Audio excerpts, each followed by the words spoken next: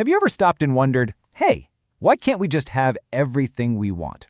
It sounds like a kid's question, right? But the answer is actually the foundation for the entire field of economics. So today, we're going to break down some of those big ideas to get to something that's incredibly personal and powerful, your rights as a consumer.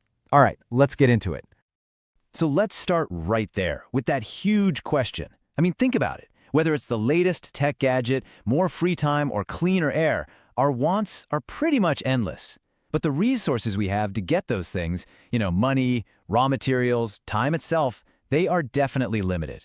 And that tension right there, that's basically the launch pad for our entire economic world. So here's the plan for our journey today. We'll kick things off with the big, universal problem that economics is trying to solve. Then, we'll look at the two main ways economists view everything.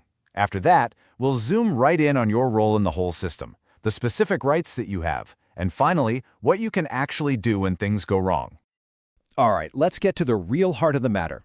Section 1, the fundamental economic problem.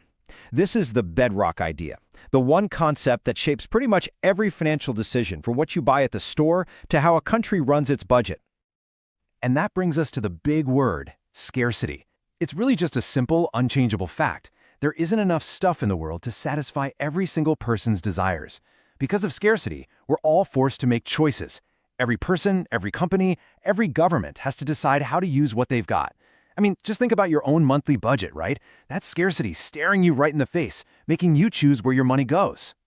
Because of scarcity, every single society has to wrestle with these three massive questions. First, what are we going to make with our limited resources? Are we going to focus on food and shelter, or things like military services and luxury cars? Second, how are we going to make it? Do we rely more on people and labor, or do we invest in more technology and machines? And third, maybe the trickiest one, who gets all the stuff once it's made? How does it all get shared out? Okay, so we've got the basic problem down. Now let's talk about the two main ways we can analyze it. The best way to think about this is like having two different camera lenses to view the economy. So on one hand, you've got microeconomics. This is your zoom lens. It gets right up close and looks at the individual players. Your household, a single company. It's all about individual choices, the price of one specific thing, and how a single market works. Then you've got macroeconomics. That's your wide-angle lens. It pulls way back to see the whole landscape. It studies the big picture stuff like inflation across the country, unemployment rates, and whether the entire economy is growing or shrinking. Let's just zoom in a little on microeconomics, because this is where you live every day. When you're deciding what to buy, that's a microeconomic decision. It's the science that tries to explain why the price of your morning coffee goes up and down, or how businesses are constantly competing for your money. It's all about the behavior and decisions of individuals. Okay, so we've talked about these big ideas, but where do you fit into all of this? How do we get from a giant global system down to the choices you make every day? Let's figure that out. Believe it or not, you have a formal title in all of this. You're an economic agent. It sounds fancy, but it just means you're someone who makes economic decisions.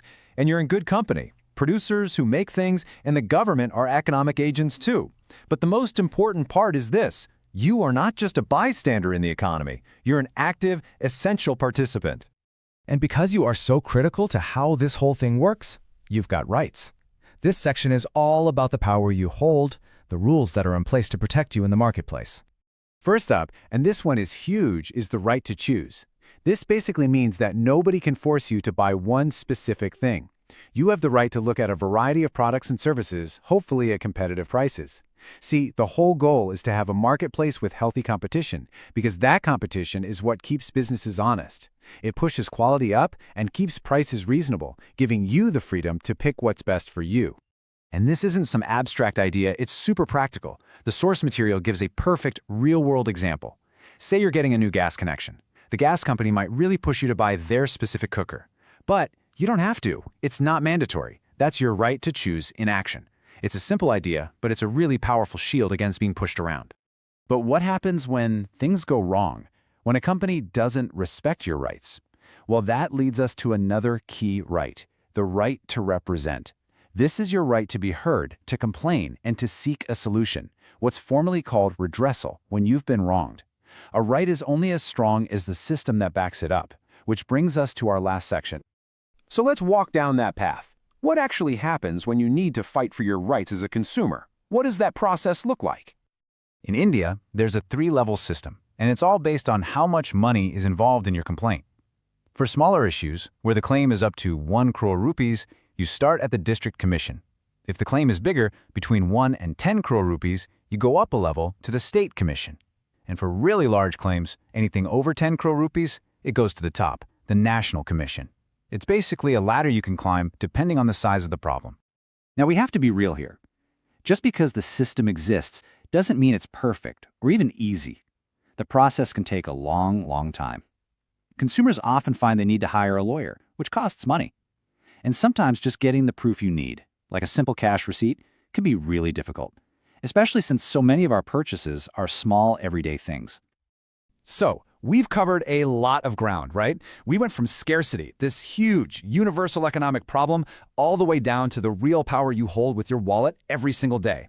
You're a key player in this whole system, and you have fundamental rights, the right to choose freely and the right to seek justice. So the only question left is, now that you know your rights, how will you use them?